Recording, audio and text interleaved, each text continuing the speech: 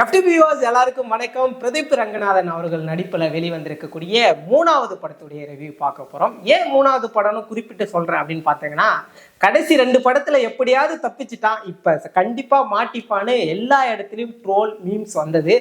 எப்போ ஒருத்தன் விழுவான்னு எல்லாரும் யோசிச்சுட்டு பார்த்த இடத்துல மிஸ்ஸே ஆகாதுன்ற அளவுக்கு ரொம்ப சூப்பரா பிரதீப் ரங்கநாதனுக்கு இந்த படம் அமைஞ்சிருக்கு அப்படிதான் நம்மளால பார்க்க முடியுது. ஸோ டியூடு படத்துடைய ஒன்லைன் சொல்லணும்னா, ஒரு மாமா பொண்ணுக்கும் மாமா பையனுக்கும் நடுவில் இருக்கக்கூடிய ஒரு அழகான காதல் கதை. அந்த கதையில சரத்குமார் அவர்கள் ஒரு மாமனார் கேரக்டரா, அதுலேயும் ஒரு பவர்ஃபுல் பொலிட்டீஷியனா அவருடைய கேரக்டர் எந்த அளவுக்கு இருக்குது, அது ரொம்ப அழகா இருக்கு. இந்த கதையுடைய ஒரு மைய கரு என்னன்னா, ஹீரோயின் லவ் பண்ணும்போது ஹீரோ லவ் பண்ண மாட்டாரு, ஹீரோ லவ் பண்ணும்போது ஹீரோயின் லவ் பண்ண மாட்டாங்க. அதுக்கப்புறம் ஒரு கட்டத்துக்கு அப்புறம் ஹீரோயின் கன்சீவ் ஆகிடுறாங்க. அது தெரிஞ்சும் கூட ஹீரோ ஹீரோயினை கல்யாணம் பண்ணிக்கிறாரு. அப்புறம் குழந்தையும் பிறந்துருது. இந்த குழந்தை யாருடைய குழந்தை, அதுதான் ஒரு ட்விஸ்ட். அந்த குழந்தையால கதை எப்படி மாறுது, அதுக்கப்புறம் ஹீரோவும் ஹீரோயினும் சேர்ந்தாங்களா, அவங்க 2 பேருக்குள்ள என்ன நடக்குது அப்படின்னு ஒருத்தவங்க விட்டு கொடுக்காம ஒரு அழகான காதல் கதையா தான் இந்த கதை இருந்திருக்கு அப்படின்னு தான் நம்மளால பார்க்க முடியுது.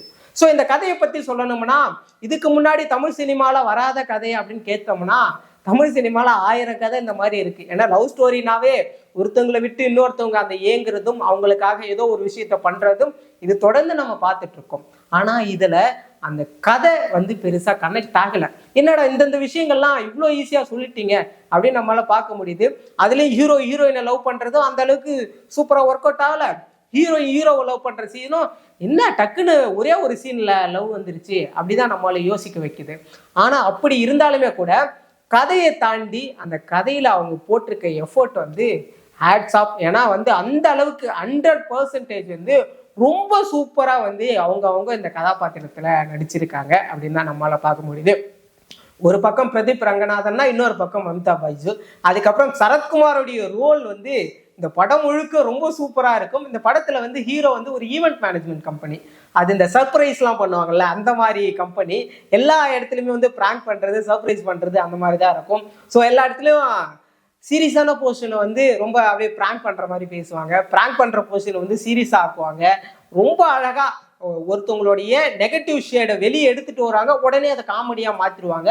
அந்த அளவுக்கு கீர்த்திவாசன் பிச்சிட்டாரு. முதல் படம் மாதிரியே தெரியல, ரொம்ப அழகா இருக்கு. அதே மாதிரி இந்த படம் பார்க்கும்போது எங்கேயுமே ஒரு அசிஸ்டன்ட் டைரக்டரா இருந்து டைரக்டரா வந்தவர் யாரோ ஒரு ஹீரோவுக்காக எழுதின கதை மாதிரி இல்லை. முழுக்க முழுக்க பிரதீப் ரங்கநாதனுக்கே எழுதின கதை மாதிரி தான் இருக்கு. ஏன்னா எங்க பார்த்தாலும் கொஞ்சம் கூட பிசிறு தட்டாம அந்த அளவுக்கு சூப்பரா இந்த கதை ஒர்க் அவுட் ஆகிருக்கு. ஸோ இது இந்த கதையுடைய பெரிய பெரிய பெரிய பிளஸ் அப்படின்னு நம்ம சொல்லலாம். அவர் இந்த டைரக்டர் கூட பிரதீப் ரங்கநாதனை பிடிக்கிறதுக்கு எவ்வளோ கஷ்டப்பட்டாருன்னு இந்த ஆடியோ லான்ச் எல்லாம் பேசியிருப்பாங்க. அந்த கஷ்டத்துக்கெல்லாம் ஒரு தீர்வு, ஒரு மருந்து, ஒரு ட்ரீட் அப்படின்னே சொல்லிடலாம். அதுக்கடுத்துதான் இந்த படத்துல மியூசிக் பத்தி நம்ம சொல்லியே ஆகணும். சாய் அபியங்கர் அவருடைய மியூசிக் எப்படி இருக்க போகுது. இதுக்கு முன்னாடி ஆல்பம் சாங் சூப்பரா ஒர்க் அவுட் ஆனாலுமே கூட அந்த ஒரு பாட்டு, என் மூச்சவை பேச்சவை அந்த லைன் வரக்கூடிய அந்த ஒரு பாட்டு இந்த படத்தை தூக்கி நிறுத்திடுச்சு. எல்லா இடத்துலையும் எமோஷனை ரொம்ப அழகா கன்வே பண்றதுக்கு ரொம்ப அழகான மியூசிக் போட்டிருக்காரு. ஆனா ஒரு சில இடங்கள்ல ஏதோ கொஞ்சம் குறையிற மாதிரி இருக்கு. அனிருத்லாம் பார்த்துட்டு அந்த இடங்கள்ல பார்க்கும்போது கம்பேர் பண்ணும்போது ஏதோ குறையிற மாதிரி இருக்கு. ஆனா பாட்டு எல்லாம் ரொம்ப அழகா அதுக்கேற்ற மாதிரி இருக்கு அப்படின்னு தான் நம்மளால பார்க்க முடியுது. அதுக்கு அடுத்துதான் படமே ரொம்ப கலர்ஃபுல்லா இருக்கு. எல்லா இடத்துலையும் எங்கேயும் குறை சொல்ல கூட முடியாத அளவுக்கு ரொம்ப அழகா கலர்ஃபுல்லா ரொம்ப சூப்பரா பண்ணியிருக்காங்க. ஸோ அந்த டீம் எல்லாருக்கும் நம்ம ஒரு பெரிய வாழ்த்துக்களை சொல்லிடலாம். பிரதீப் ரங்கநாதனை பத்தி நம்ம பேசிக்கிட்டே இருக்கலாங்க. ஏன்னா அவருடைய ஆக்டிங் ஃபர்ஸ்ட் படம் அவர் நடிச்ச அந்த படத்துல லவ் டுடேல ரொம்ப பயங்கரமான ஃபேஸ் எக்ஸ்பிரஷன்லாம் கொடுத்துருப்பாரு.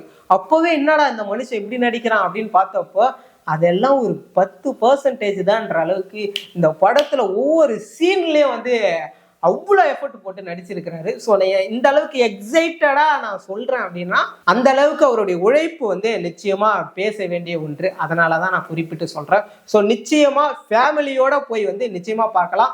எங்கேயுமே முகம் சுயிக்கிற மாதிரி எந்த ஒரு சீனும் கிடையாது. அழகான ஒரு ரொமான்டிக் லவ் டிராமா அப்படின்னே சொல்லலாம். ஸோ மறக்காம ஃபேமிலியோட, ஃப்ரெண்ட்ஸோட, எல்லா கப்புள்ஸ்லாம் போனீங்கன்னா ரொம்ப நல்லா என்ஜாய் பண்ணி பார்க்கக்கூடிய ஒரு படமா இந்த படம் இருக்கும்.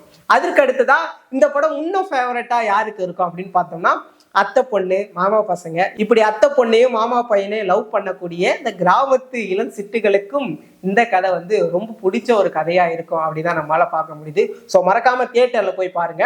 இந்த படம் பார்க்கறதுக்கு முன்னாடியே நிஜமா நல்லா இருக்குன்னு கமெண்ட் பண்ணிட்டு போங்க. இது வந்து இன்னொருத்தவங்களும் போய் மறக்காம தியேட்டர்ல பார்க்க ஒரு யூஸ்ஃபுல்லா இருக்கும். ஸோ இந்த படத்துடைய ரிவ்யூ வந்து இதுதான். படம் வந்து ரொம்ப சூப்பரா இருக்கு. கொடுத்த காசுக்கு வந்து ஒர்த்து.